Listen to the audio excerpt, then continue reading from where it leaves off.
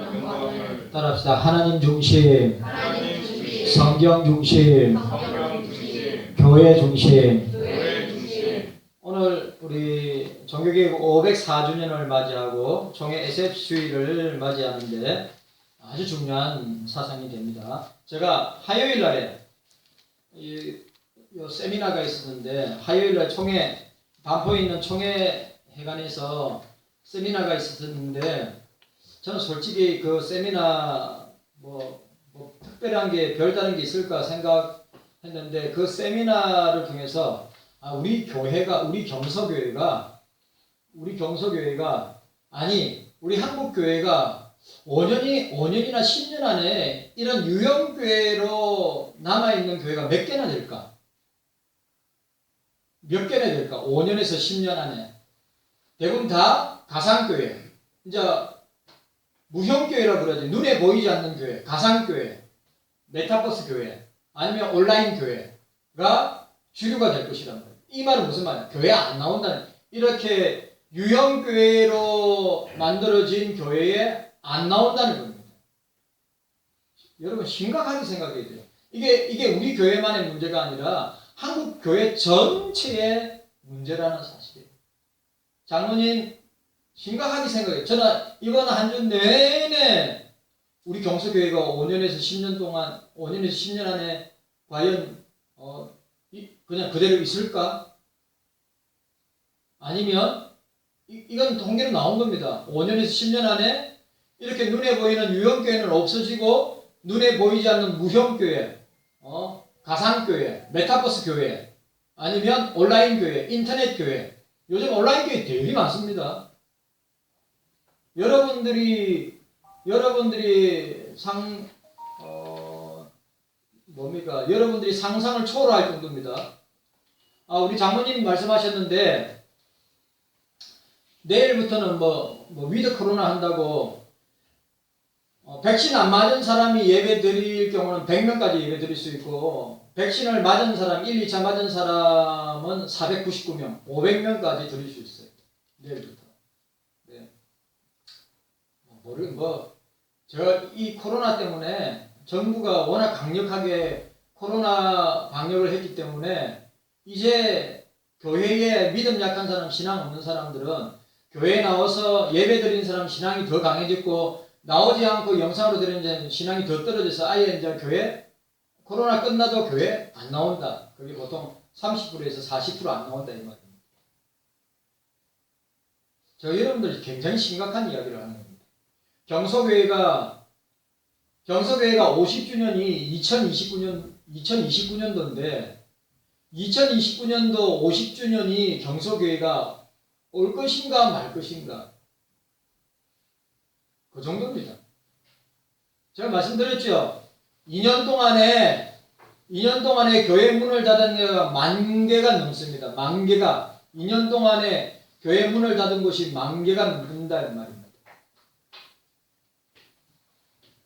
자, 저는 이번 주 한 주 내내 이 세미나 이 세 타임이 있었는데, 두 번째 타임, 첫 번째는 교수님이 했고, 세 번째는 이 청해교육원 원장이 있는데, 두 번째는 예부 강사가 있는데, 그게 대부분 다 서울 경기지역의 목사님이 오셨는데, 그 강사하는 말이, 목사님들 진짜 심각하게 받아들여셔야 됩니다. 목사님들의 교회가 10년 안에 다 없어질 수 있습니다.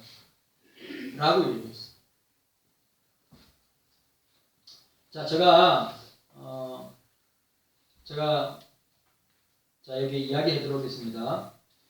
이제 교회에 보니까 코로나 이후에 기본 사역과 이전에 20%에서 30% 수준으로 떨어졌는데, 제일 심각한 것이 뭐냐? 주일학교가 제일 심각하다.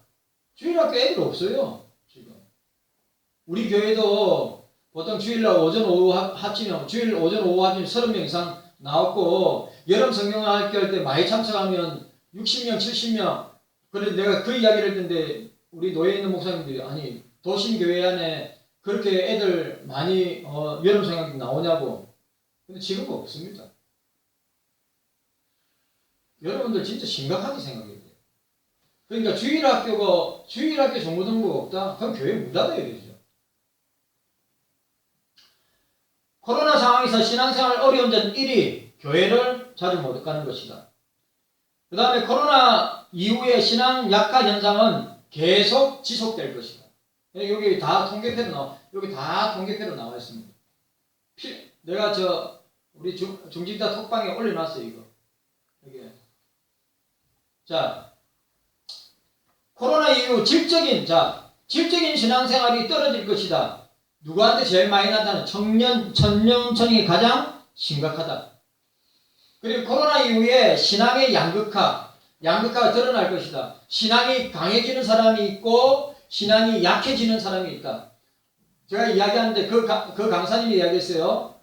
전 세계에서 기독교 강국들, 전 세계 기독교 강국들, 잘 사는 나라 강국들 14나라를 조사했는데 2년 동안 코로나 가운데 자기의 신앙이 강해졌다고 하는 나라 1위가 미국이고 우리나라가 꼴찌였어요. 우리나라가 꼴찌였습니다. 꼴찌. 14개 나라 중에 내 신앙이 강해졌다고 코로나 동안에 강해졌다고 한 나라 1위가 미국이었고 내 신앙이 약해졌다고 하면서 꼴찌한 나라가 한국교회입니다. 대한민국이에요.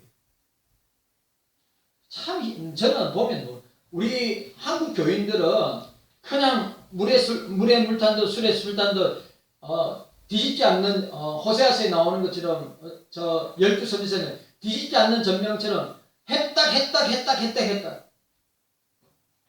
코로나 상황이니까 죽을까봐 교회 안 나오고 요즘 이 통계도 나옵니다. 중직자들의 반반 중에 반은 교회 안 나오고 어디 놀러 가서 인터넷 열어놓고 예배드리고 그렇게 하는 시대에 대한민국 교회, 한국 교회가 어떻게 이렇게 됐냐는 말이죠.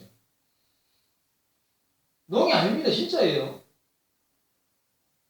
아니 이렇게 특별히 장로교회 칼빈주의 교육주의를 이야기하고 논하는 교회 가운데 제가 있어요. 우리 부회장님 열심히 특심인데 주일 교인들 11명 예배당도 우리보다 훨씬 큰데 주일 예배 11명 나온답니다. 11명. 예? 왜? 초창기 때 코로나니까 그냥 영상으로 예배 드립시다. 온라인으로 예배 드립시다. 그게 몸에 배이고 습관화가 되니까 주일 낮 예배 예배 나오는 사람 11명 나온대요. 어떤 교회는 아예 교회 예배당에 나와서 아예 예배 안 드리는 교회도 숱하게 많지만 종교개혁이란 말이 무색할 정도고 우리 SFC 여기 설립자 한상동 목사님이나 SFC 설립자 한상동 목사님, 박윤선 목사님이나 뭐 한명도 목사님, 우리 고려파의 어른들이 하늘에서 보면서 우리 고려파 교회를 보면서 얼마나 탄식하고 개탄하겠어. 이건 그 정도입니다.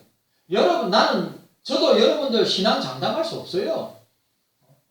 내가 목사고 내가 중직자고 교회 생활 오래 제가 이야기해 코로나로 인하여서 중직자들도 예배당에 나와서 예배 안 드리고 그걸 한 달만 해도 신앙이 흔들릴 건데 2년 동안 온라인으로 영상으로 예배 드리시니까 나오고 싶은 마음이 있겠어요 중직자들이? 반반이래요 반반. 우리 진짜 정신 바짝 차려야 됩니다. 자, 문제는 온라인으로 예배드리는 사람들이 신앙이 아주 약해졌다고 하는 것입니다. 그리고 출석교회 온라인 예배 참여율 작년보다 더 올라갔대요. 작년 통계보다 올해 통계가 온라인으로 예배드리는 사람이 더 많이 늘어났다는 거예요. 그리고 개신교회, 기독교인 중에 3명, 기독교인 중 3명 중에 2명은 나는 온라인 예배 드리겠다. 여기 나와서 예배 안 드리고 나는 영상으로 온라인으로 예배 드리겠다. 여러분 자 보세요. 영상으로 예배 드리는데 끝까지 보느냐? 아니에요. 그 영상으로 유튜브로 보는데 시청 시간이 8분에서 9분 사이래. 그럼 온 오프라인 나와서 예배 드리는 사람과 온라인으로 예배 드리는 사람은 5대5 비율이라고 합니다. 지난 한 주간 동안에 타교회 온라인 예배 설교 들은 경험한 사람이 몇 사람입니까? 그러니까 놀라운 또 수치가 나오는데 대도시에는 50% 이상 자기 교회 말고 다른 교회 목사님 설교를 듣는 사람이 50%. 시골에는 더 높아. 시골에는 60%.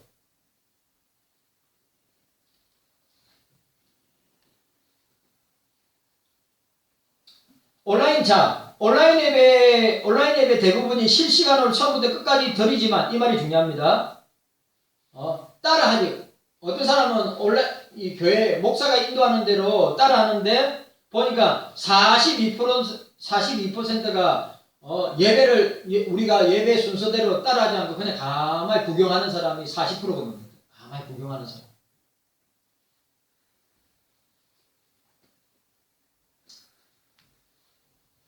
코로나 이후에 교회에 나타나지 않는 교인은 5명 중에 1명꼴로 그렇게 나타나고 있습니다. 그 다음에 여기 보니까 10대들, 그러니까 10대들이 더 그건 또 제가 나중에 10대들이 어른들과 다른 세계에 있다고 하는 것을 보여주고 있어요. 10대들은 그러니까 보니까 10대들은 예배를 드리는데 그러니까 나와서 예배 드리는 것이 아니라 예배를 드리는데 유튜브로 예배를 드리는데 유튜브를 틀어놓고 딴짓을 하는. 그러니까 대부분 10대들은 영상 예배를 틀어놓고 딴짓을 한다. 다른 거 한다 이거예요. 그런데 또 중요한 건 10대 애들이 또 재밌는 통계가 뭐냐? 10대 애들이 현장 예배당에 나와서 예배 드리는 퍼센테이지를 10대 애들이 제일 높대. 왜? 10대 애들은 관계를 너무 중요하게 생각하기 때문에 친구들 관계 중요하게 생각하기 교회 이 예배당에 나와서 예배 드리는 게 다른 20대, 30대, 40대, 50대보다 훨씬 높다는 거예요. 참 아이러니하죠. 목사는 코로나 이후에 예배를 강화시키고 훈련을 강화시키겠다는데 성도들이 코로나 끝나고 난 뒤에 원하는 것이 무엇이냐? 온라인 환경을 더욱더 잘 만들어서 자기들이 더 쉽게 온라인으로 예배 드릴 수 있도록 만들어주시면 좋겠다. 코로나 끝나고 난 뒤에.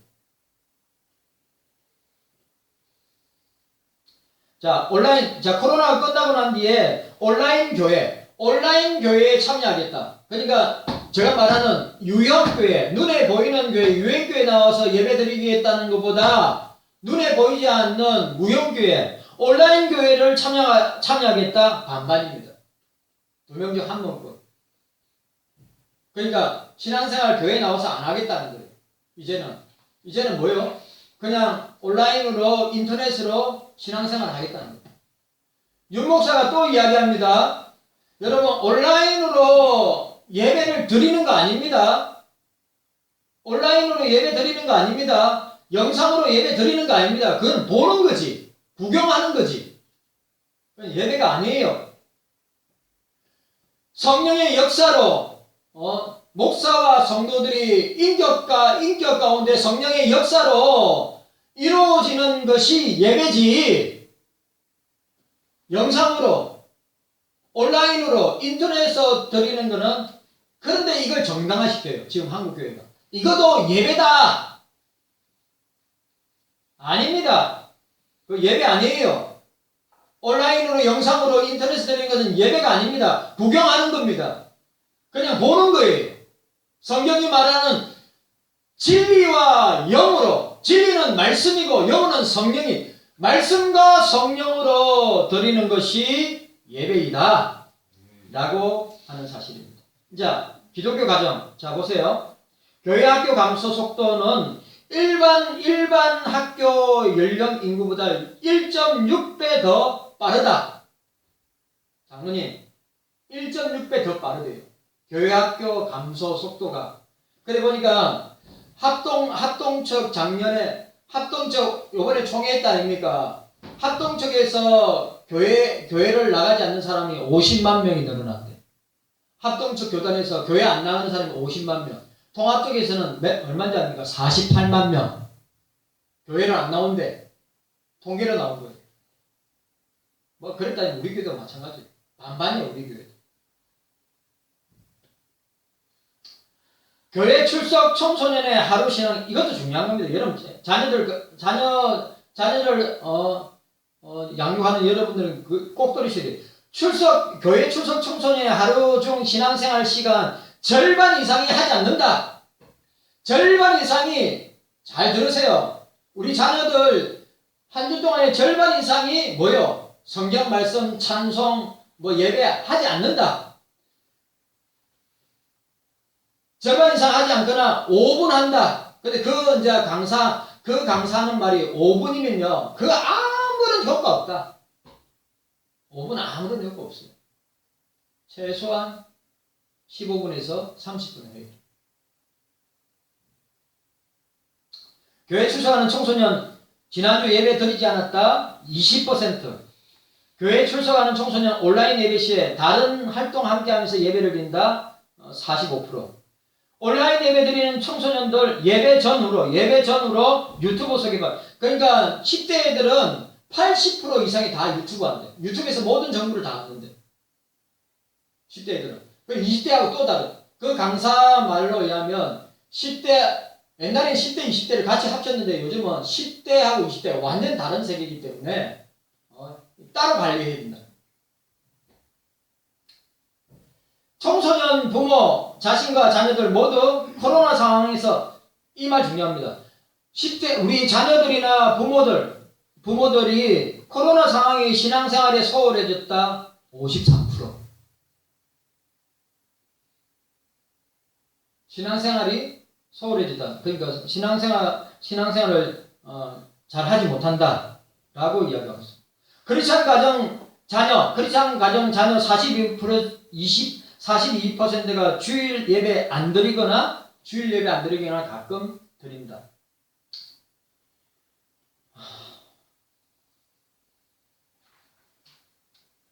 그리고 여기 보니까 크리스찬 아버지 45%는 자녀 신앙교육에 관여하지 않는다. 심각하죠. 그리고 기독교 청소년 신앙생활에서 가장 큰 영향력 있는 사람이 작년에 1위가 어머니, 2위가 목사, 3위가 아버지야. 근데 올해는 1위가 엄마, 2위가 아버지고 3위가 목사예요. 올해는. 그래, 아버지들이 코로나 상황 가운데 이제 직장에 나가는 것이 작아지니까 그렇게 되는 것이라고 생각합니다. 자, 기독교 청소년 신앙생활에 도움받는 것, 가정예배. 그러니까 가정예배를 갖다가 한국 기독교 전체를 보면 5% 드리는데, 여기 보니까 가정예배 코로나 이전에 8% 드렸는데, 코로나 이후에는 27%. 많이 늘어난 거죠. 뭔 말인지 이해가셨습니까? 많이 코로나 상황 가운데 가정예배가 많이 늘어났다고 하는 사실입니다. 자, 보세요. 제가 장모님한테도 말씀드리고 우리 여러분들한테도 말씀드리지만, 사단이가, 마귀가, 또 하나님이 코로나를 주신 것이 이렇게 만들기 위해서 코로나를 주신 것이 아닌데, 우리 한국 사람들은 성원 습석교회 오성재 목사님이 미국을 갔다 왔는데 제가 만나면서, 미국은 어떻습니까? 마스크 쓰고 다니는 사람 아무도 없대요. 미국에 가니까 마스크 쓰는 사람 없대요. 대형 마트든지 경기장이든지 사람 많은 곳에 마스크 쓰는 사람 아무도 없대요. 미국은. 참 미국 마스크 안 쓰고 다니니까 너무 좋더라는 거예요. 우리는 위드 코로나 해도, 여러분, 내일부터 위드 코로나 한다 하더라도 마스크 쓰고 우리가 살아야 돼요. 아직도 멀었다는 거예요. 그래, 제가 이번 한 주간 동안에 우리 장로님이나 저와 여러분들이 목사의 이 말을, 이 종교개혁주일에, SF주일에 만약에 우리 10대, 20대 자녀들이 우리 교회에 없다면 우리는 실제적으로 문 닫아야 됩니다. 그러면 우리는 온라인 환경을 만들어가지고 각자 집에서 온라인으로 예배드리고 헌금은 계좌번호로 쏘아주고, 이런 지금 한국교회의 비참한 현상이 우리 주변에 널리고 널리는데 우리 교회도 그렇게 해야 되느냐 이 말이죠.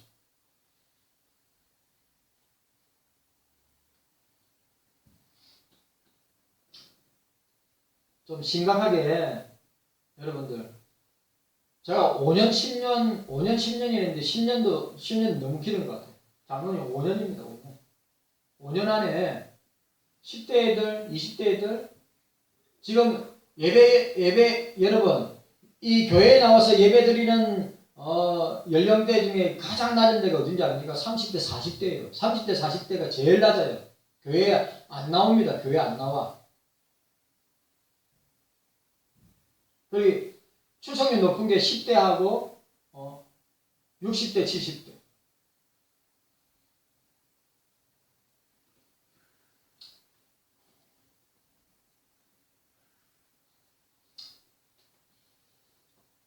어느 뜨거운 후덥지근한 날에 젊은 법대생이 테른하임 마을을 향해 걸어가고 있었습니다. 갑자기 구름이 하늘을 덮더니 거센 바람이 불어 나무를 찍었고 폭우가 마구 쏟아지고 있었습니다. 이렇게 혼자 여행하는 이 청년은 큰 총동 소리가 자기 주변을 흔들고 있을 때 그리고 검은 구름 속에서 벼락이 떨어지는 청년이 너무 두려운 가운데 이렇게 전지전능한 분에게 하나님에게 매를 맞는다고 생각하고 겁이 들어서 이 청년이 자기의 수호 성인에게 크게 소리칩니다. 안나 성녀여, 누구 계세요? 천주교지. 안나 성녀여 도와주세요. 내가 수도사가 되겠습니다. 라고 했습니다. 그는 법학도인데 자기는 법학자가 안 되고 아버지에게 나는 수도사가 되겠다니까 아버지가 화를 내면서 아들을 꾸짖었습니다. 그리고 2주 후에 그 청년은 어거스틴파 수도원에 입문하여 수도사가 되었습니다. 그는 그곳에서 하나님과 그를 둘러싸고 있는 악마를 두려워하라는 가르침에 훈련이 되었어요. 참 희한하죠. 수도원에서 뭐라고요? 하나님과 그를 둘러싸고 있는 악마를 두려워하라. 죄의식과 죄책감이 깊어질수록 그는 죄를 없이 하고 선행으로 자신의 영혼을 구원하려고 열렬히 몰입했습니다. 그는 하나님에게서 오는 확신을 얻고자 육체적인 고통이든지 정신적인 압박이든지 어떤 희생도 마다하지 아니했습니다. 그래서 그 청년은 후에 이렇게 얘기했습니다. 수도사가 자신의 수도 생활로 하늘로 갈 수 있다면 내가 바로 그런 수도사이다. 그러니까 자기 몸을 끊임없이 학대한 거예요. 여러분 수도원 생활에 우리 중세교회사에 보면 수도원 생활을 어떻게 하냐면 인간은 본질상 진노의 자녀이고 본질상 죄인이기 때문에 늘 저와 여러분들의 사고와 생각에는 죄 짓는 것, 선을 추구하는 것보다 죄 짓는 것, 남을 시기하고 질투하고 미워하고 남을 하나님 사랑, 이웃 사랑을 실천하기보다는 이웃을 지체를 시기하고 질투하고 미워하는 일에 더욱더 적극적으로 나서는 모습이 저와 여러분들. 그걸 아셔야 됩니다.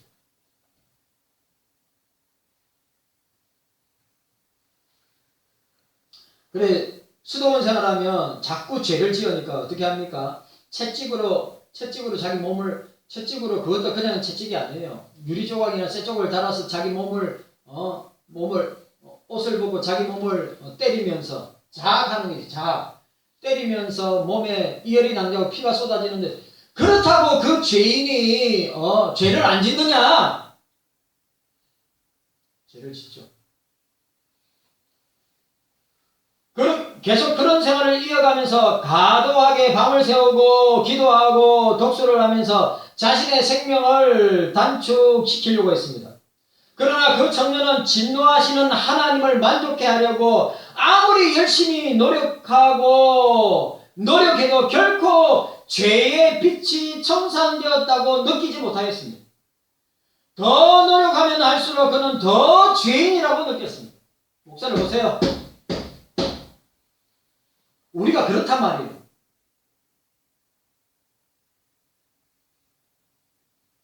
더 노력하고 내가 하나님 앞에서 의인된 것을, 죄인이 아니라 의인된 것을 인정받고 싶어가지고 더 노력하고 더 노력하고 더 노력했는데도 그는 여전히 더 큰 죄인이라고 생각하고 그의 마음에는 평안이 없었습니다. 그는 아무리 노력해도 하나님의 용서와 하나님의 자비와 긍휼과 사랑을 얻을 수 없다고 생각했습니다. 결국 그 청년은 만약 용서가 자신의 행위와 선한 일에 달려있다면 자신은 잃어버린 자라고 결론을 지었습니다. 그러자 그는 면죄부와 고행, 선물로 용서 얻을 수 있는 로마 교회에 눈을 돌리기 시작했고 로마 교회에서 로마 천주교회에서 자기가 그 로마 천주교회에서 활동하였습니다. 1510년 어거스틴 수도원에서 로마로 가는 사절단의 수장으로 그가 선발되었는데 그는 참으로 기뻐하고 좋아했습니다. 왜? 지구 가운데 그 어떤 것도 로마만큼 거룩한 유적이 많은 곳이 없었기 때문입니다. 그래서 자기는 이 기회를 이용해서 자신이 절박하게 필요로 하는 공로를 세우고 또 자기에게 마음의 평안을 얻고자 했습니다. 그 청년은 이렇게 얘기했습니다. 로마에서는 나는 정신 나간 성인이었다. 그는 이렇게 말했습니다. 나는 모든 교회와 지하묘지는 카타콤이죠. 지하묘지를 두루 다녔다. 각종 미사를 들었으며 심지어 우리 아버지의 어머니가 여전히 살아계시는 사실에 안타까워요. 왜? 아버지 엄마가 죄인이기 때문에. 아버지 엄마가 죄를 지으면 그 죄가 자기에게도 주어진다고 생각했기 때문에. 왜냐하면 그 이유는 내가 드리는 미사와 기타 선행과 기도로 부모들을 연옥에서 구해내고 싶었기 때문이다. 그 청년은 로마에 있는 동안에 할 수 있는 모든 공을 세우려고 다짐을 했습니다. 그 중에 하나가 빌라도의 계단에 손과 무릎으로 기어오르며 매 28번째 계단에서 주기도문을 외우고 계단에 입을 맞추는 것이었습니다. 그러나 그 계단을 오르면서도 괴로운 생각이 떠나지 아니했습니다. 이것이 과연 용서를 얻기 위한 타당한 방법인가? 사람이 이 계단을, 빌라도의 계단을 오르면 구원을 따낼 수 있는가?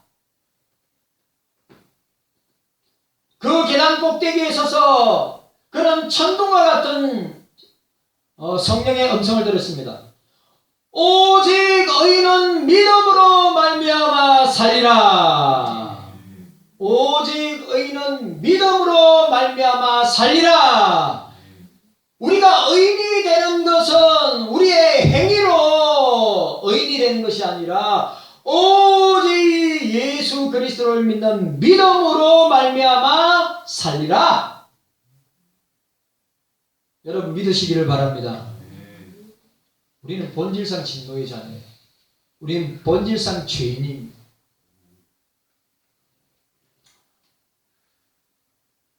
이것이 그 청년의 구원론이 갑자기 바뀌는 계기가 되었습니다.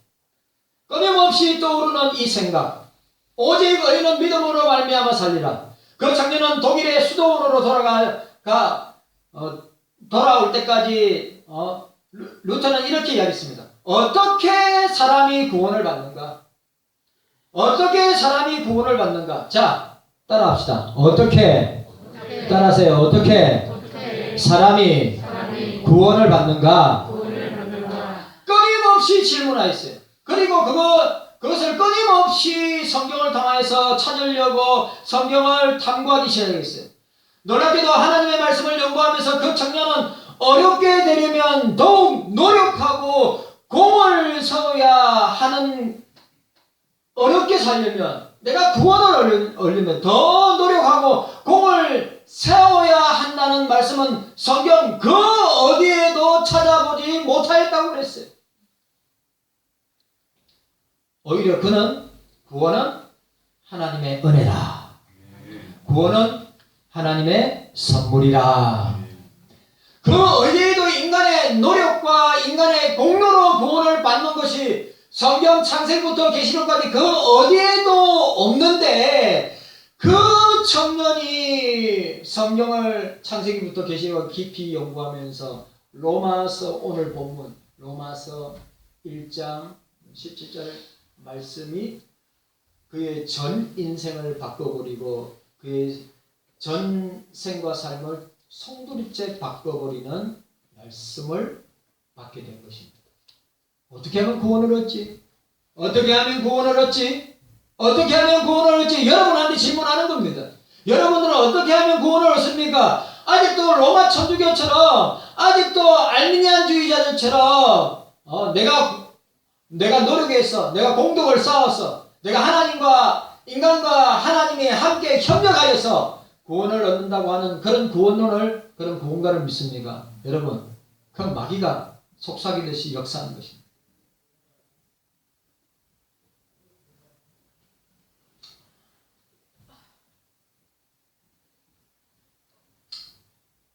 그 청년은 이 공고한 심령을 영원히 잠잠하게 해줄 그의 마음에 영원한 안식을 평안을 줄 말씀을 발견한 것입니다.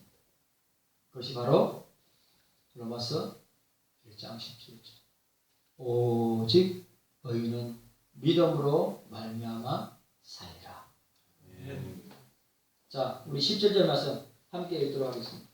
17절 말씀 함께 읽습니다. 17절 말씀 함께 읽습니다.